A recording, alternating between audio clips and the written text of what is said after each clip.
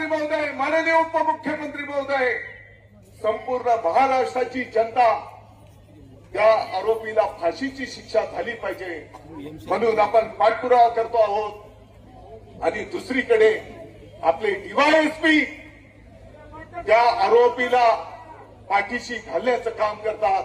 मला वाटतं की डोंगराळे आणि मालेगाव तालुक्याला बदनाम करण्याचं हे कुटील कारस्थान आहे आणि म्हणून ज्या डीवायएसपीने हे कृत्य केलेलं आहे, कारण ही केस जेव्हा कोर्टात चालेल तेवढे पुरावे,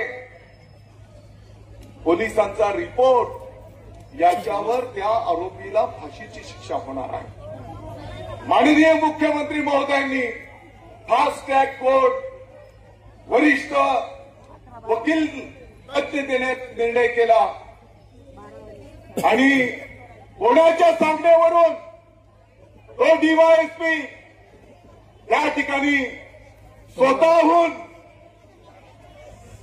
कोर्टाच्या समोर मॅजिस्ट्रेट कस्टडी मागतो, म्हणजे तो आरोपी मॅजिस्ट्रेट कस्टडीत जाईल आणि पुढच्या टप्प्यामध्ये त्याला जामीन मागण्याचा अधिकार प्राप्त होईल। आणि म्हणून या गोष्टीचा मी निषेध करतो। मालेगावचे आपले सर्व वकील महोदय कोर्टामध्ये उपस्थित झाले।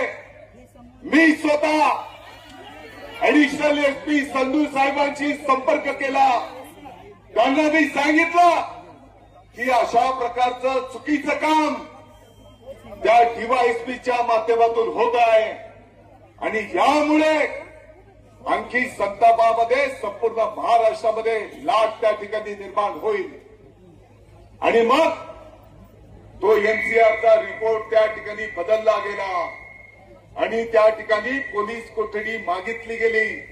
मी सर्व वकील महोदयांचा आभार व्यक्त करतो, माननीय न्यायदेवतेचा आभार व्यक्त करतो की त्यांनी 8 दिवस त्या नराधमाला पोलीस कोठडी दिलेली आहे। आपल्या शहरातील ताज्या घडामोडी पाहण्यासाठी रणनीती टाइम्सला सबस्क्राइब करा आणि बेल बटन प्रेस करा, लाईक आणि शेअर करा।